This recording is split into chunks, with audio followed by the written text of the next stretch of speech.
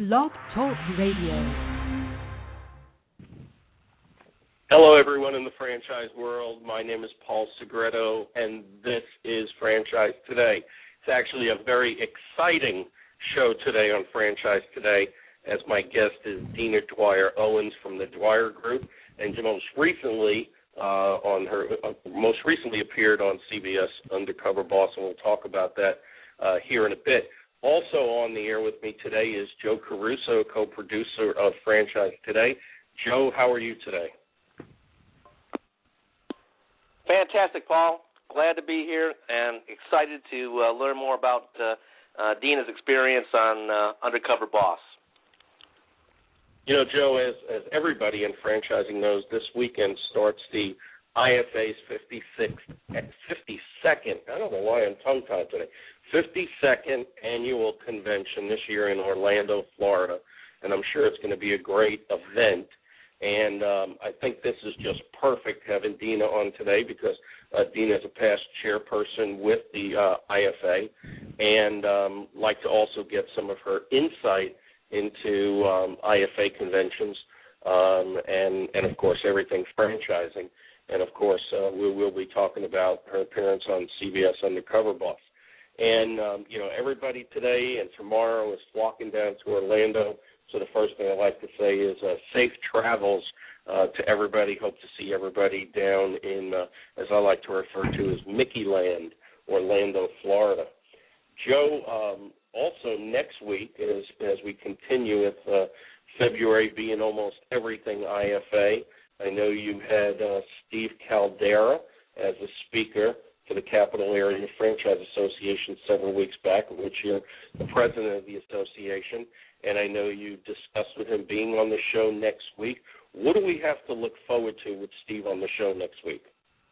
Well, I think Steve is going to talk to us certainly about the IFA convention, but one of the most burning issues in franchising is still credit access, and I think Steve will have a lot of news about where the access to credit, SBA franchise lending is going, the inroads that the IFA has been making with the SBA and with the federal government in helping gain access to capital for franchisees, because without capital you can't grow those unit counts. So he'll be on 16th to talk to us about it. Yeah, that'll be great. I'm really looking forward to it. I'm also looking forward to seeing Steve and the other IFA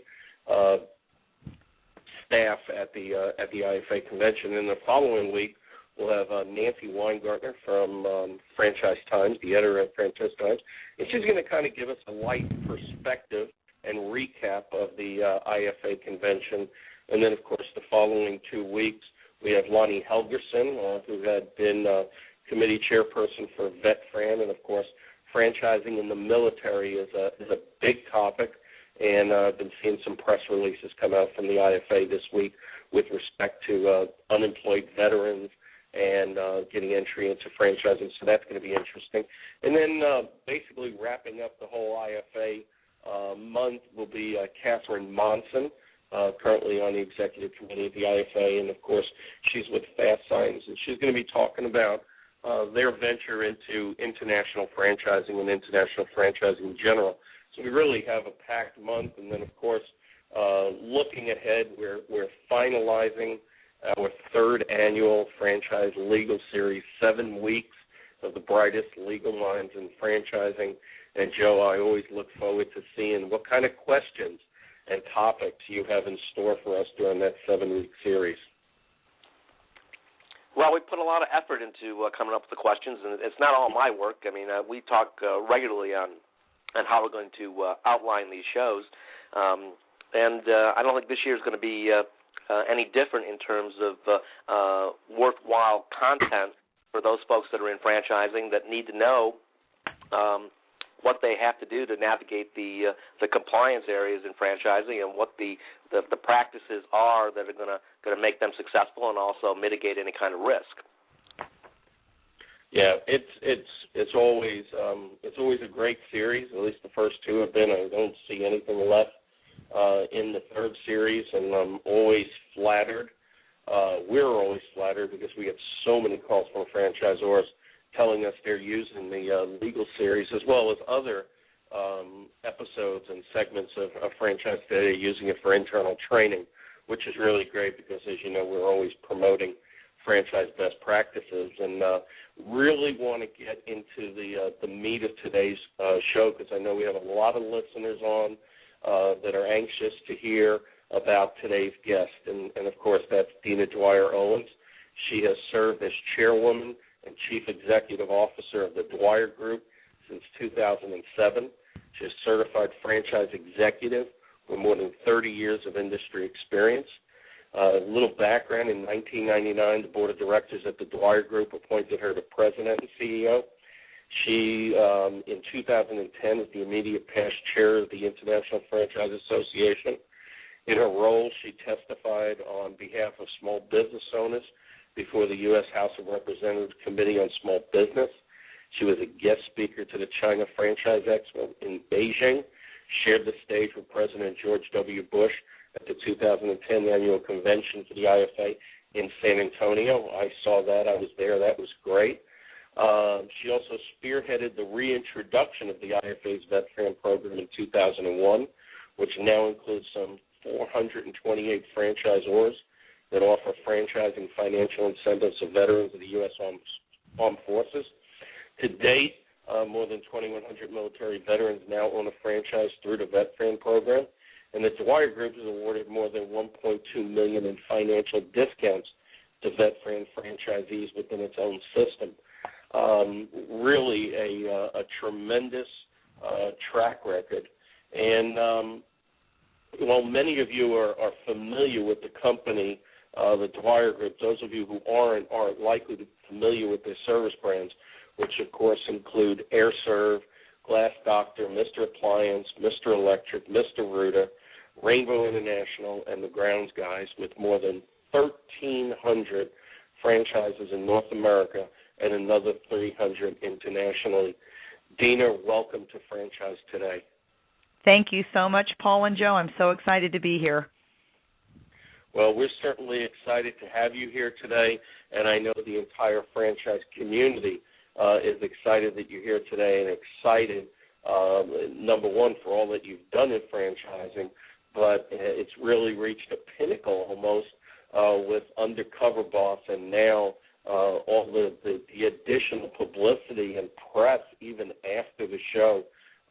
It's just been absolutely great, and I know you're beaming with pride, as I know your dad is looking down beaming with pride as well. Thank you. It has been overwhelming, to be really honest with you, since the show aired. There have been so many wonderful people who've taken the time to write and send emails and Facebook tweet, all kinds of just fabulous communication. So I want to tell those of you who are listening, I appreciate the feedback. It's really been wonderful. Well, let's kind of take a few steps back and almost look at the beginning of your entry into franchising and the Dwyer's entry into franchising. The Dwyer Group is one of the most well-regarded franchise companies in the world, and a category killer in multiple branded service channels. And it all started with your dad, Don Dwyer, born out of a paper route. How does a paper route turn into an unbelievably successful multi-branded service company through franchising? That is a great question. And as I thought about that question, Paul, it makes sense. You've got in New York City, of course, is where his route was. So he had to have all these guys meeting him at 3:30, 4 o'clock in the morning. They had their own territories that they were responsible for servicing and getting those newspapers delivered, and a lot of high-rises. So, what an effort every morning. I don't even know how many papers he had to get delivered each morning, but in some way it was his own little franchise model, and had individuals and teams representing each area that the newspapers had to get delivered to. You mentioned high-rises. There's no high-rises in Waco, is there? Oh, no, this is all in New York City. My family was, my mom and dad were both born in New York and raised in New York, really, and most of my siblings were as well. I happened to be born in Connecticut. Wow, I did not know that. And I wish I had access to this book, this small paperback that was written by your dad, and it has to be 20 plus years old, and it's in storage right now at my stuff because we relocated back from San Antonio to Houston, and all my books are in storage. But I remember this little paperback with his name on it, and I really wish I had reference to it today. What do you think? And I know in there he describes some of his secrets and his thoughts and his insight. What do you think was the secret to the Dwyer Group's and your father's success? You know, my dad loved to do three things. He loved to build people, he loved to build buildings, and he loved to build businesses. But the thing he got the most satisfaction from was building people. He just loved building people and wanted people to be able to live the American dream. He always talked about helping people live the American dream. So I think, number one, it was just his drive, his personal drive to help others succeed. And he felt that franchising was a wonderful vehicle to help people do that. So his personal mission statement was to teach us principles and systems of both personal and business success so that all people he touched would live happier, more successful lives. So it wasn't just about the business success. It was about how do I help you as a person achieve the quality of life you're looking for and achieve your dreams, and, again, use franchising as the vehicle to do that.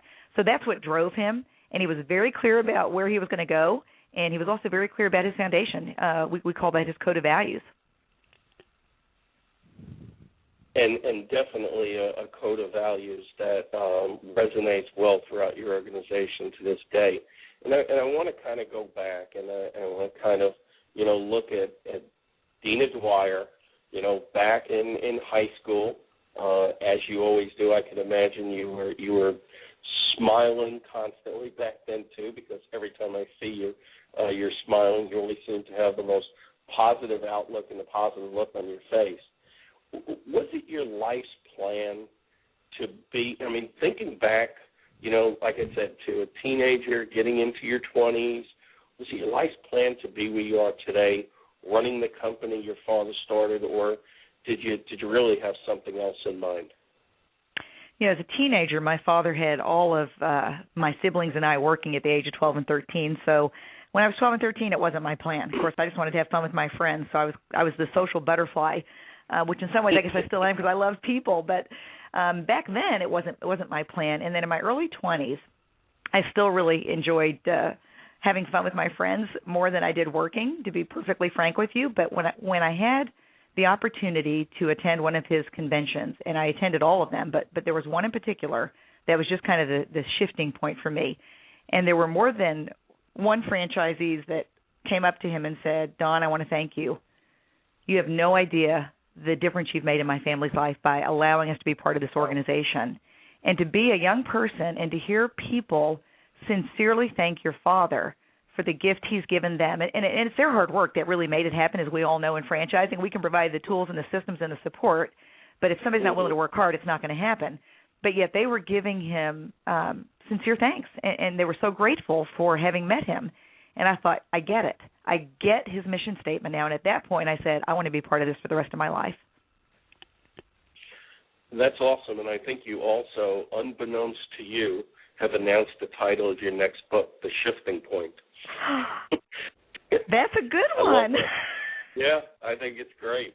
Well, certainly riding the popularity of CBS's very popular Undercover Boss, it really it seemed to be so timely that your appearance on the show on January 22nd preceded the IFA convention by a few weeks. And one particular question that I want to ask, and Joe and I bounced this back and forth, is, how does the boss or company CEO or president get selected to go undercover? Yeah, I think there are companies that are selected. In our case, again, one of the great lessons learned from my father is never be afraid to ask. If you believe in something and think there's an opportunity that will help others, knock and the door shall be opened. So I worked with my publicist, Monica Fide, with Bizcom, who's worked with me for over 15 years, and I just said, Monica, I think it's time for the Dwyer Group to go undercover. We were celebrating our 30th anniversary last year, and I had the ambition when I became president and CEO in early 1999 I actually visualized renting an RV and taking my family out in the summer and just going across the country for a couple of weeks, maybe 3 weeks, and visiting franchisees and going out on the van with the service professionals that actually work on the front lines and just really understanding what they do, and then also getting ideas from them on how do we make the experience even better for the customer. Well, life got busy as a CEO, and I never made that journey except for locally. I got on the van with a couple of local franchisees, technicians, and had an experience, but it wasn't the same. So we proactively, again, through, Monica has just been a dream come true for me, and she reached out, and within a couple of days, Studio Lambert basically responded with, we want to do a casting interview. And within weeks, they were in Waco, Texas. I had been out of the country at the time, and they were in Waco within weeks to conduct what they call the casting interview, which is about a 3-hour filmed interview that they then present to the rest of their team and to CBS. And then CBS's executives basically take a look, amongst others, and then they make a decision to give what they call the green light. And we are very thankful for the opportunity that both Studio Lambert and CBS gave us to go undercover, because to me it was a privilege. Yeah, I mean, and I do want to add to the credit that you've given to Monica, because I've had the pleasure of working with her now on and off over the last few weeks, and she's been absolutely great, and I can see why you've been working with her for 15 years. Also want to make a point with reference to the show back in the day when I also relocated from New York to Texas, and I dabbled in construction and more specifically within the plumbing industry. You did a heck of a job moving a water heater around, I got to tell you. I've had more people say they love that I wasn't going to let them help me. But I have to be really honest with you. As I was in that situation where I had to move the water heater, I thought of my sister Debbie, who is my older sister, but she's about all of 105, 110 pounds, and she is determined to do anything that anybody else could do, she can do it. And I thought, as he was training me how to manage the water heater, I thought, I'm going to do this by myself because Debbie would do it, and if Debbie could do it, I can do it. So that was my voice of my sister coming into my mind saying, Dina, don't you dare let him help you with this. This is something you can handle. Well, it definitely seems like the Dwyers are full of overachievers. I think I just saw recently on Twitter, and correct me if I'm wrong, that your brother also received an accolade here as of late. What was that? Just the night before last, he got Philanthropist of the Year from the local nonprofit called Mission Waco, now Mission Waco, Mission World, which reaches many, many lives, including mine, in a very positive way. And then just the weekend before that, my brother Donald and his wife got recognition for being Volunteers of the Year for their local elementary school here in Waco. And then about 3 weeks before that, my sister Debbie got recognition she serves on the board of a public school here in Waco and has done an amazing job for many, many years leading that board. And I could go on and on. I've got an amazing mother and amazing siblings who are doing so much good. Fantastic. Well, again, IFA convention is right here amongst us. We have people flocking into Orlando wanting to learn about best practices and things that they can do to build a sustainable franchise. And, that's what our audience is made up of franchisor executives, franchisees, franchise suppliers. I think they'd like to hear what you had to do to make your appearance on the show happen, and tell us the timeline. And I know you had the preliminary interview and you had the green light and you were moving forward, but what did you have to prepare for, and in what time frame did you have to get this accomplished? And also, when did it air? Yeah, I mean, not air. When was it taped? When was it right taped? From a preparation perspective, I personally did not have a lot that I had to do, although there's some things that you probably would have never thought of. I had to go get a physical, for one, because I was going to be filming in the middle of the heat of the summer. And I had to go get my eyes measured and checked for contacts. I had to get a physical. It's just funny, the things I never thought about. But it was really the production company, along with CBS, who worked directly with my marketing team and Monica, to create the journey, as they call it. And I had to stay out of it. They are very strict about, Dina does not need to know who we're going to see. where we're going to be going, really, until we're on our way there. So they spent a lot of time behind the scenes out visiting with franchisees and the franchisees' employees. I think they interviewed over 100 franchisee employees to decide who I should visit with. And we've got 7 brands. So the unfortunate part is they didn't have time to, highlight all 7 brands. That's just not possible in a 44-minute segment. But they did, in fact, choose 4 brands and 3 frontline team members of our franchisees, and then one franchisee, which was quite a surprise that I ended up meeting with a franchisee. So preparation-wise, there's a lot of little things that had to be done from my point of view in being ready to be away from the office for quite some time. CBS doesn't like us getting into all the details of that, but I did read an article this morning where one of the former bosses mentioned it took her 10 days, and that would be very comparable to the amount of time I had to spend on the road, because we started in Waco in July, middle of July, and from Waco, went to Atlanta and then to Memphis and then to Houston, and then back to Waco. So it is a very time-consuming ordeal, and the production team was amazing, and the work that they put into making this episode what it was, I really, hats off to them and to CBS for the great work that they did, because it is not an easy job. An airplane goes by and you just film something, and an airplane goes by in the middle of it, and all of a sudden you got to recut it because you got the noise of the airplane interfering. And they're quite perfectionist at what they do, so they can deliver real value to the viewer. So that journey was something else, though. And I don't know how much you want. I'll let you ask the questions. Otherwise, I could kind of go on and on about it.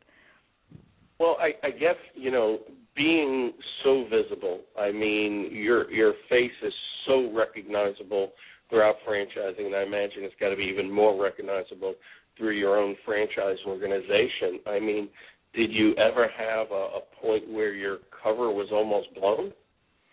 There was one occasion where I almost blew my own cover, and you may have seen this before on previous episodes, where there's something that comes up where the boss is just like, I just need to handle this right now. This is really bugging me.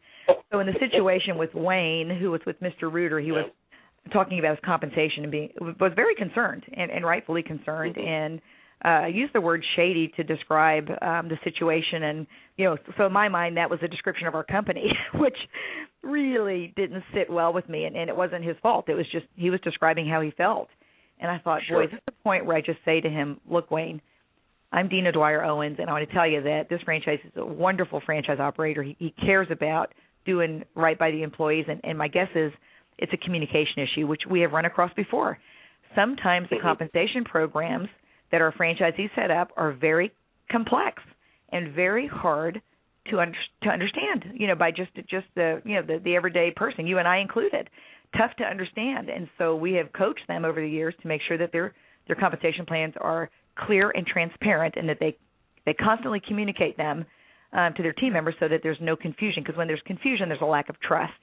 So I really wanted to get into my whole piece with him on, I think I know what's happening here, but instead I took a deep breath and went away from, I said I had to go to the bathroom, and I really had to go to the bathroom too, but went away from the job and basically called Mary Thompson and said, Mary, here's the situation. Could you please address it with our franchisee? And Mary and all of my brand presidents, my team here is just incredible, and she got right on it, of course, and that certainly was what the problem was. So that's a point I almost blew my own cover. And then another point was when I showed up and I was meeting with Brock, the Mr. Electric franchisee, and I walked into his office and I'm like, oh my gosh, this one's going to be interesting, because I had met him. He had been to Waco for basic training, of course, and my goal is to touch every new franchisee in basic training. But it had been a few years earlier. So at the end of the day, he said, I was wondering if that could have been you, but I didn't want to embarrass myself because I wasn't certain it was you. So that was a little awkward. That's funny. Dina Dwyer-Owens seems to be the type of person that tries to excel in everything that she does. How was it that Faith rode the lawnmower in a crooked line when I know Dina Dwyer-Owens would probably do so in a straight line? Practice makes perfect. Was that on purpose? No, Paul. I was really bad at that lawnmower, and yet they let me ride it for another 20 minutes, and I got that baby down. I want to tell you, it was so much fun. Once I got it under control, I actually put it into higher gear, and it goes pretty fast, like a go-kart. And I was doing 360s out on that lawn. Not that I should have been doing that probably on somebody's lawn, But I got that good a control over it within about 20 minutes, and you guys didn't get to see that, but I had a blast. It was so much. I was awful at the beginning. You know, usually with people that are very passionate like yourself, emotions could also run high. How did you hold back on your emotions when the individual that you were speaking with, the young gentleman, was telling you the story about, you know, his father, and he was now responsible for raising his 5 brothers? That had to be very emotional.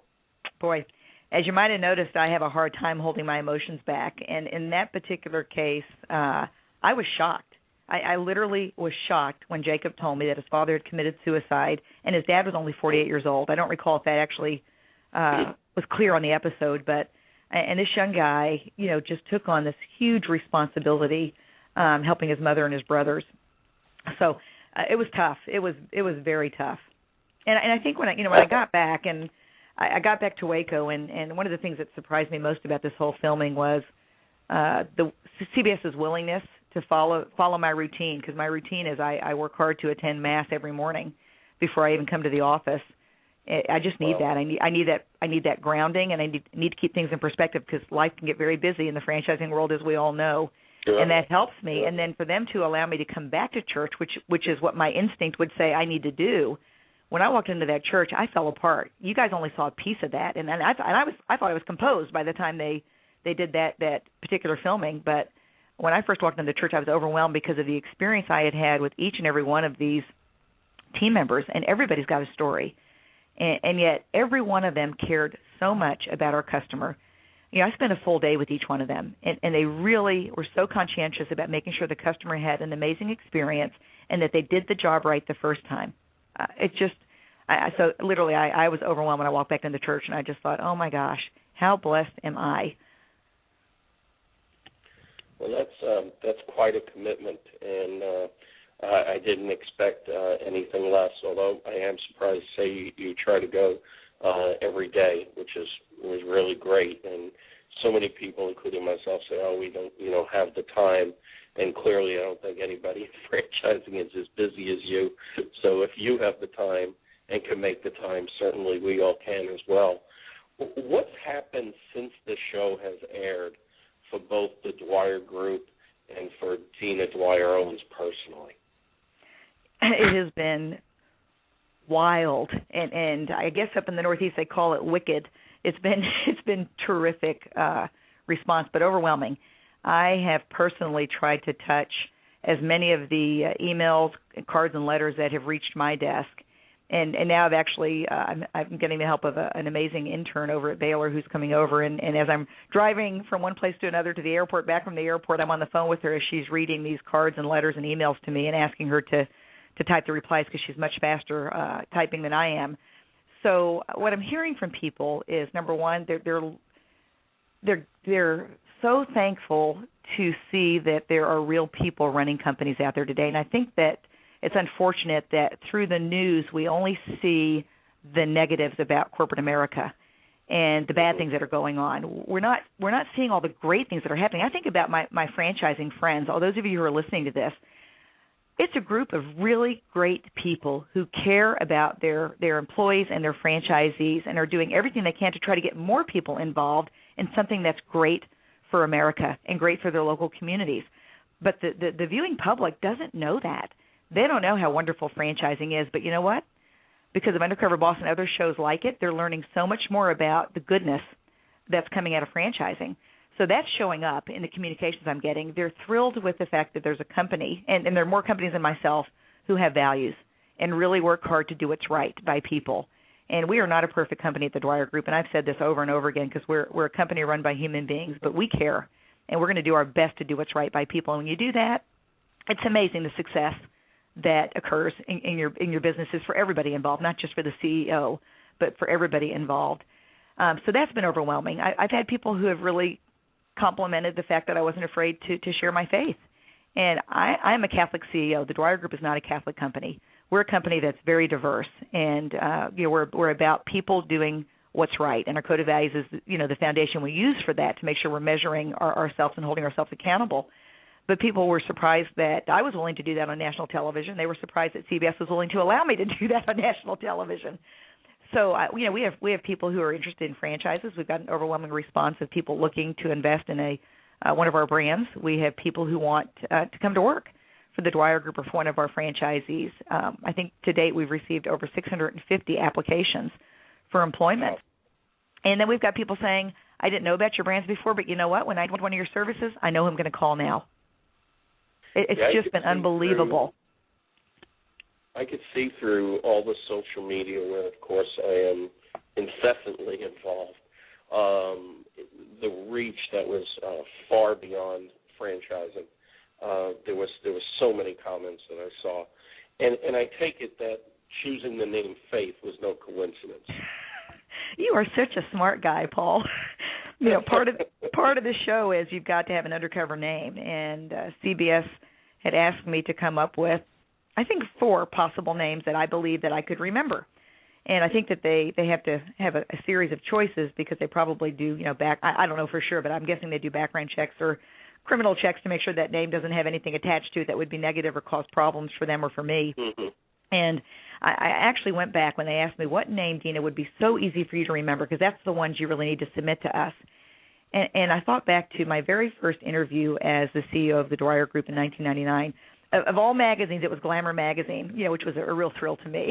But I certainly wasn't the cover girl. But there were so few female CEOs at the time that they were doing a story called Successful She-EOs.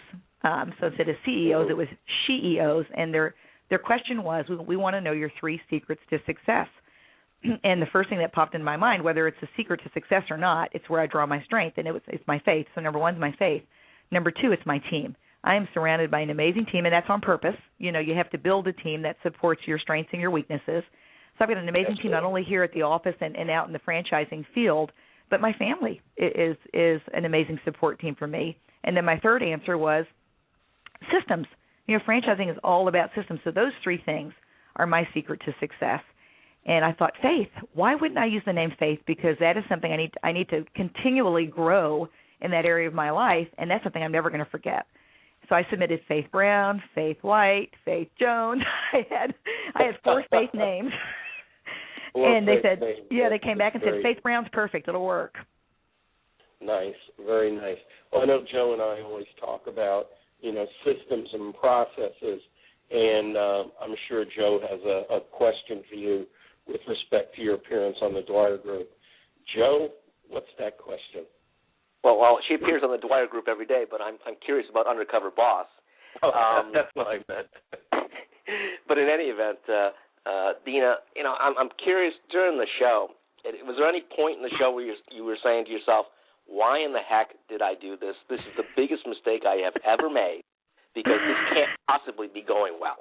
Well, there are risks to go undercover, and I knew that going in. But again, I must not have been too worried about it because we were proactive in approaching Studio Lambert and CBS.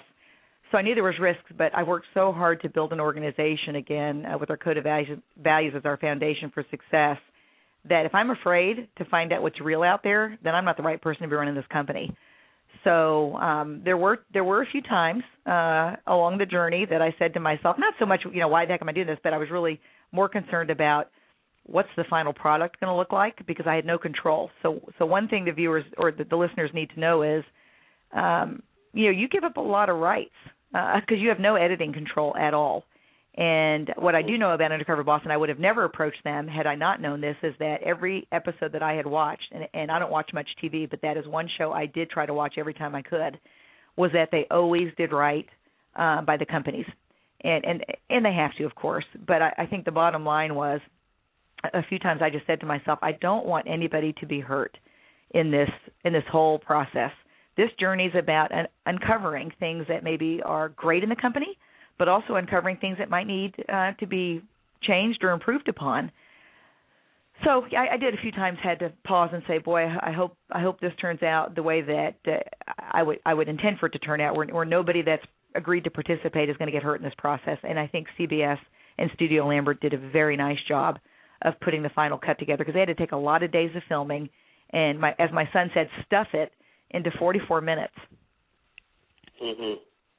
Yeah. Well, you know, the potential for embarrassment and the risk, you know, was certainly so great, and you know that's got to be a little bit scary, because not that it's going to hurt you, destroy your company, or not that it's going to be so embarrassing that you won't survive it. Nobody likes to be embarrassed, and you certainly don't want to embarrass any of the folks that are part of the show that didn't really sign up for it. I mean, I imagine they have to get releases to be on TV, but certainly those folks, you know, they're working a job, and you certainly don't want to create any risk for them. I will tell you also that I did get somebody that did complain about you being on the show. Mm-hmm. And the complaint was, she made me cry. and I won't tell you what franchise male executive said that to me, but you know, she made me cry. I have had more men admit to me that they got emotional. I have had presidents of hospitals write me letters saying, my wife turned to me and said, "Are you crying?" And I had to say yes. And it's a funny thing, you know. First of all, I believe that real men do cry, so I'll say that publicly here. But I think there was a father-daughter touch that came out that I never expected to touch so many lives in the way that it did, because there's so many dads out there that want their kids, first of all, to be proud of them, but also want their kids to grow up to do something special. And I think that touched a lot of men in a way. And I think even, you know, spending time with Tana and even with Jake, you know, I've had different people say different things made them cry on the episode, but God bless them. You know what? It's okay to cry. It's okay to laugh, you know, and I had people laughing at me. And so the vulnerable part of it was, I knew I was going to be embarrassed. I knew I was going to be terrible at some of the jobs, and I just had to say, have some fun with it. What the heck? I can't expect to be great at all these things. I don't do these every day. And you had, you know, as leaders, we have to be willing to be vulnerable. That's just the truth of it. And at the same time, we have to be real. You know, we've got to have compassion. Otherwise, we don't belong in a leadership role. Yeah, I think that the show was so unscripted and true and authentic that you were successful in humanizing CEOs, humanizing big companies, and putting it into perspective for people that may not understand how things actually work in the business world. And I think that was a benefit to franchising, a benefit to the Dwyer Group, and a benefit certainly to your franchisees. Joe, you're absolutely right, and that's, again, the letters have just demonstrated that to me. One of the other things, I think one of the long-term benefits that the Dwyer Group of companies, and I hope other franchisors are going to receive from not only my episode but other franchising episodes, is that the consumer now gets the importance of systems. And I have franchisees who were concerned about the situation with Brock, my Mr. Electric franchisee, who wasn't following all the frontline steps, and he admitted it on national television. Not that he knew exactly that it was going to be exposed to 10 million viewers, but the bottom line is he was honest. And the truth is, not all of our franchisees follow the systems. But you know what? Today, I have more franchisees that are following the system than probably in the history of my company, and it's only going to get better because now the viewers have a personal relationship with me. That's how they feel about this. That's the kind of letters I'm getting. I feel like I know you. And if our franchisees aren't following the system, I'm going to hear about it. And that's an opportunity to get better. I think you also raised the bar for other franchise organizations to follow suit. Good. Yep, I think it's real good. You know, and I know you've been very active in franchising with respect to VetFran and military service personnel getting involved in franchising, and that's going to be a big topic at the IFA convention this weekend. But I also saw a stat this morning on CNN that's very troubling, and they're talking about the young people in America, where unemployment is at 8-point-something%, and they said the young people 18 to 24, the unemployment rate is 16.8%, and that's staggering. And I bring that up because Jacob, that was on the show with you, who we just talked about, I think he's like 20 years old. Is that correct? Right, that's correct. And so there's a lot of young people that are out there that obviously need work. And then also the young woman that worked for your franchise up in Conroe, which, of course, is right in my neck of the woods because I live in the Woodlands. And she was a young mom. I don't know what her age was, but relatively young. How important is it in franchising today to start getting the younger generation involved in business, even if it's at the employee level, and then start looking down the road towards franchising as possibly, the career alternative that they may need, especially since it doesn't look like these unemployment rates are going to drop quickly?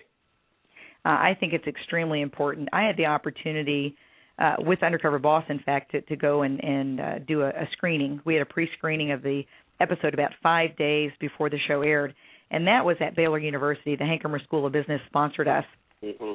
And we had about 500 to 600 students/faculty members who were part of a 1,200-person audience. And I've had more of those students coming to me and saying, how can we get involved in franchising? Can you help us understand more about franchising and how we can be part of it? So since then, I've already spoken to two 1301 business classes, kind of the basics of business classes, and one ethics class over at Baylor. Since that screening, kids are hungry. They're hungry for this kind of stuff. And, we can start in the high schools in introducing kids to franchising. And I don't know how we get franchising into the high schools, but that would be something I'd love for a listener to figure out, or maybe you already have the answer and you can penetrate those high schools and educate these kids about the opportunities that franchising offers, and then let them go to work for franchisors. In our business, we've got something called the Hire Program. I briefly mentioned it at the Public Affairs Conference during the Vet Fran panel, because it's not just for veterans, but it's also for anybody who comes to work for our franchisees. We call it hiring individuals, recruiting entrepreneurs. So get people to come to work for you, and it may be just at the entry-level positions, but the longer that they stay working for the franchise, the greater their opportunity for a discount in our companies, for a discount towards the purchase of their own franchise territory. Who better to have as a franchisee than a young person who has grown up in one of your franchise businesses? And after 10 years, we actually offer a 50% discount towards the purchase of a standard franchise territory.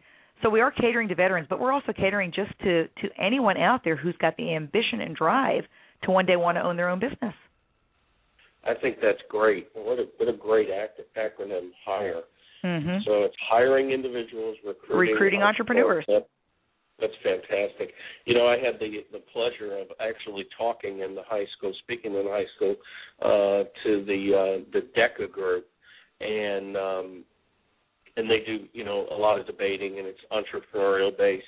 And the youngsters were just like a sponge, holding on to, every word regarding entrepreneurship. And to put a fine point on that, I know recently after Steve Jobs had passed away, Steve Wozniak, the co-founder of Apple, was asked, will there ever be another Steve Jobs again? And he said, I never would have thought so, except we're in such an economically challenged time that there's so many young individuals, very talented and very educated individuals, that are either unemployed or underemployed, but are very entrepreneurial, that I think that not only will we have another Steve Jobs, but we will have another Bill Gates, we'll have another Larry Ellison, et cetera, et cetera. And I think that just speaks volumes at the talent that is basically the future of America. And I'd love to get more and more involved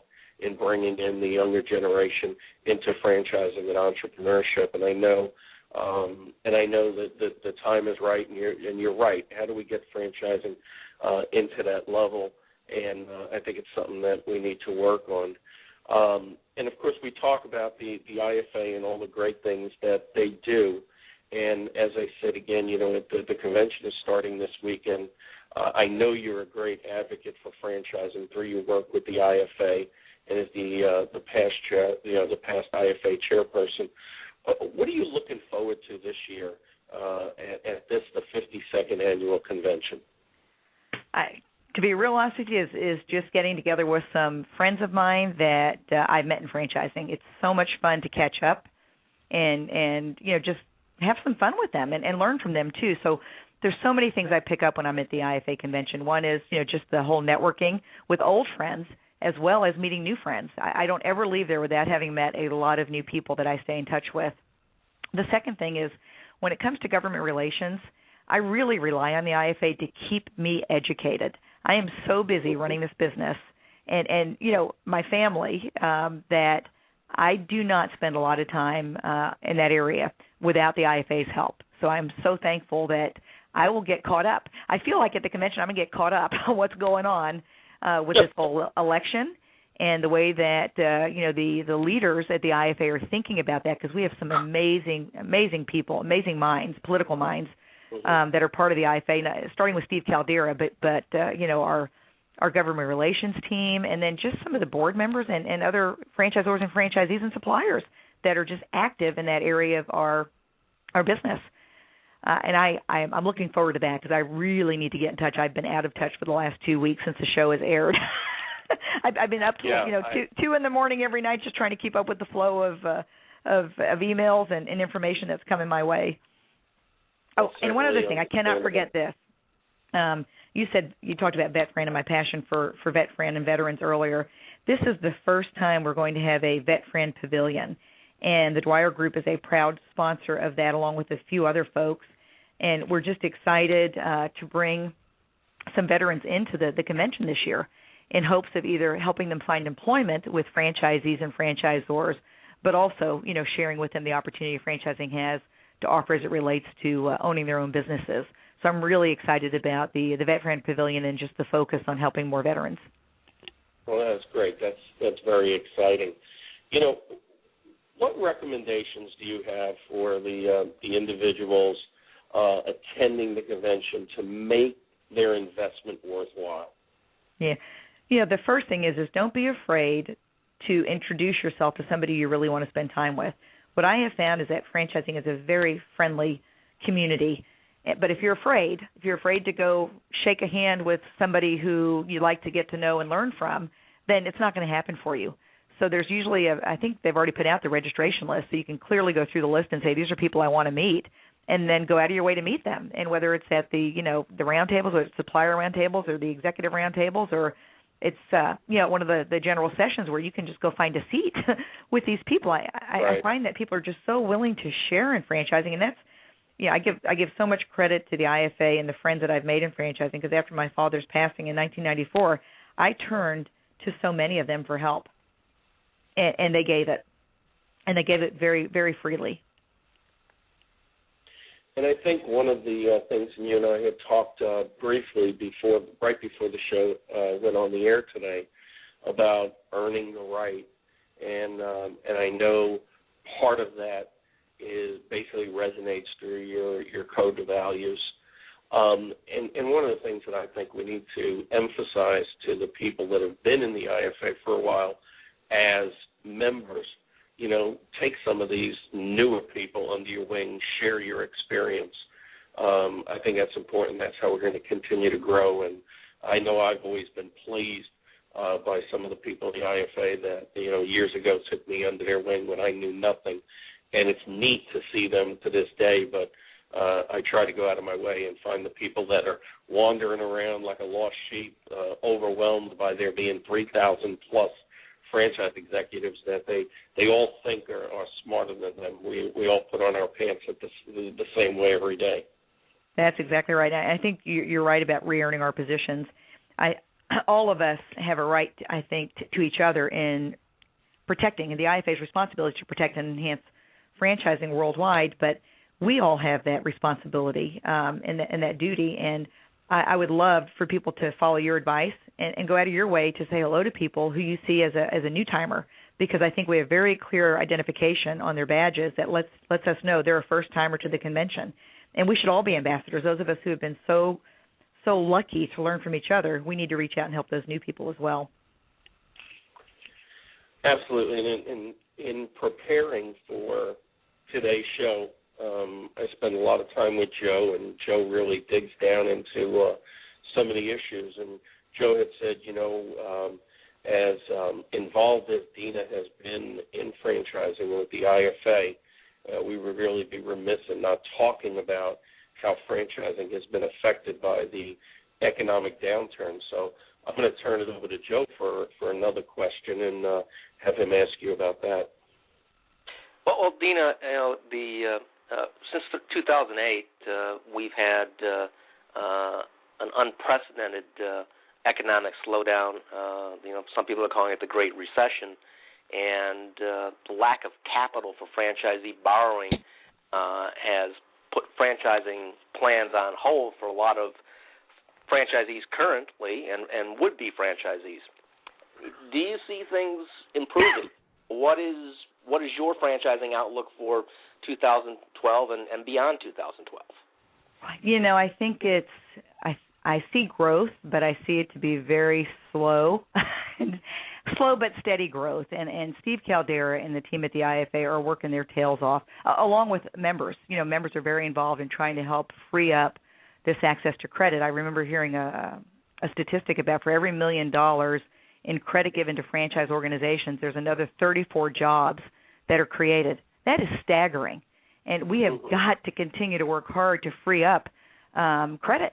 And yet I just know this has been on the top of Steve Caldera's to-do list, along with, again, many of the other team members. Jack Earl and the leadership team there at IFA are working very hard at this, and I think they're making progress. I'm hoping to learn more about the progress we've made, to be frank with you, too, at this upcoming convention. I'm going to pay close attention to that. Well, and also there's going to be the Small Business Lending Summit coming up in April, which the IFA puts on with the National Restaurant Association. So I think that's going to be interesting as well. How have your franchisees at the retail level fared during our current recession? We have never been able to, the 30 years in our history, up until 2008, we had never noticed a recession on our books, ever. And unfortunately, we too were affected by that recession. Some of our brands still had very strong growth, some single-digit, some double-digit growth. Other brands did not. Some had double-digit declines, which we are just not accustomed to. So we were affected. And the good news is that we have a diverse portfolio of brands, and so we remained flat as an organization for 2 years, and now we're back to growing pretty nicely again. But we were affected, and that was a strange thing. We didn't lose customers. So the good news is we didn't lose customers, but we had customers who weren't investing as much in taking care of their homes. They were doing more repair jobs than replacement jobs. So I guess the good news to that, too, is we are fortunate that there's a pent-up demand now of replacement jobs that have to be done sometime in the future because customers can't continue to have leaky pipes and the things that our franchisees deal with. But we were hit by it, and that had never happened to us before. Yeah, and deferred maintenance can only go on for so long. So that's the good news for us. Unfortunately, not all franchisors have that same wonderful situation. Yeah, food franchises. There's not deferred eating. You can't go back. Yeah. and there's not pent up demand. Right. But in any event, you talk about growth. What are your organic growth plans, and do you see adding any additional brands to the Dwyer Group portfolio? Yes, of course, we've got so much opportunity for growth organically, and looking forward to a very exciting 2012 on that end. But I am looking for acquisitions, so we've got posted on our website, what our strategy is for acquisitions. We want complementary service businesses that cater to the same customer base, basically the residential customer and the commercial customer. And I'm having a tough time. I want to be real honest with you. It's hard to find good, already existing franchise businesses out there where the franchisor is ready to sell. Valuations were hurt during the recession, and I don't blame them. There's some founding companies out there that are just terrific brands, but those founders are trying to get their multiples or their valuations back up, so they're getting rewarded for all the work they've put into those businesses. So I appreciate that, but we're on the lookout. And when you talk about organic growth, is your definition of organic growth from your existing franchisees picking up new territories, or new franchisees coming on and developing their territories that they all of the above? We're looking to help our existing business franchises grow their businesses. And one positive thing that came out of the recession is everybody sharpened their pencils. We all got kind of fat and happy, I think, before 2008 hit, and got a little sloppy made in the way we managed our businesses. Because business, it wasn't a problem to get business for us anyways. And so people had to really kind of sharpen up their shops. And so the good news is going forward, as they grow, they're going to find, I hope, greater profitability because they've gotten a little tighter on the expense side of their businesses. So organically through the existing franchisees, we also want to add new franchises to all of our 7 existing brands. And, we also have an international opportunity that is a big opportunity for us going forward. We're not spending a lot of time on that this year because we've got so much to do here in North America. Now, do you have a lot of cross-pollination between the brands where someone owns an air serve and a grounds guys or multiple franchises of different brands, or do they pretty much own territories that are of, let's say, the Glass Doctor? Yeah, we have both. We have less than you might think on the multi-concept franchise owners. We have, I would just guess, maybe 40 or 50 of those who own more than one of our brands. What we have a lot of, though, are franchisees who have the same brand. So the multi-unit situation seems to be more successful for our franchisees. And as they grow their businesses, of course, franchisees that are really following the system and doing a good job with it get to the point they get bored. That's what happens when people are driven. They build the businesses up, and then they're like, what do I do now? So when they get to that point in their kind of business life cycle, that's when it's a good idea for them to add on an additional brand. So they've got the management team in place. They've got all the capital they need, and that's when they can bring on additional brands instead of just additional units. Well, Dina, as we're heading to the top of the hour, Dina, I wanted to ask you probably a loaded question. What does the future hold in store for Dina Dwyer-Owens, the Dwyer Group, and your family? Yeah, well, first thing that comes to my mind is the future is bright. We have such a great team of employees and franchisees, and now I'm even clearer about the frontline team that's representing all of our brands. So we're only going to grow, but I think we're going to exceed my dad's wildest dreams. He thought of building $1 billion business, and at the time, before he died, he wanted 10,000 franchises doing $1 billion in retail sales. And, we've got approximately 1,600 franchises, and we're getting very close to the billion mark with 1,600. So, I see us growing. We'll have prudent growth, but I think it's going to become a much larger organization than even he had envisioned. And for my family, I love what I do here at the Dwyer Group, and I'm so blessed to have a husband who puts up with me and kids who are just terrific kids. That's probably the hardest job I have is that whole balance piece and making sure that I am spending good quality time with my kiddos, especially my son who's a sophomore in high school still. So I have to say no to a lot of things so that I don't miss his baseball games and his football games and the things that I'll never get to relive again with him.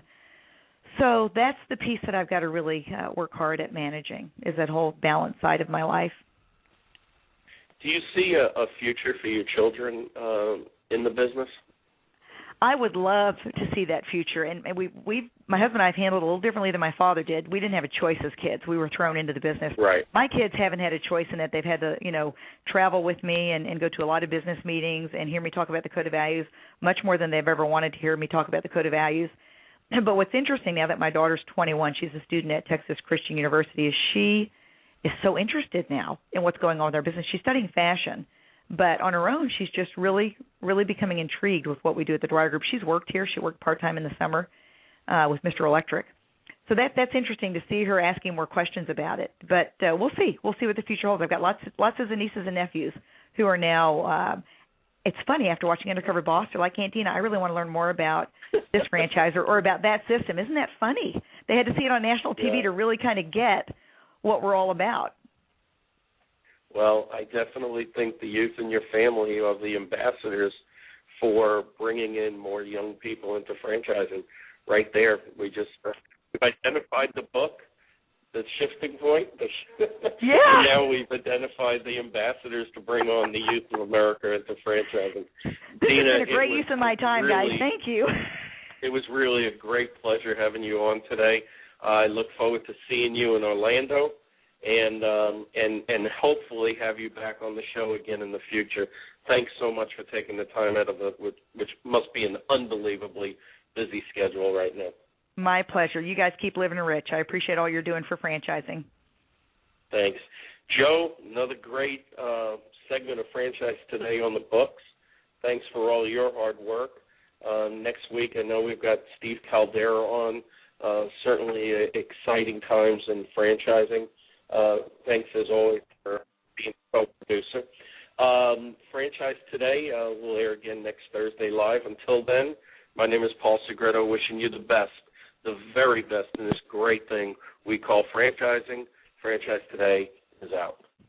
When you're part of a military family, you understand sacrifice and support. At American Public University, we honor your dedication by extending our military tuition savings to your extended family.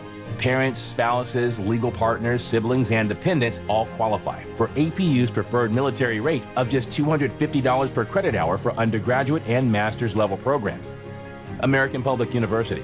Value for the whole family. Learn more at apu.apus.edu/military.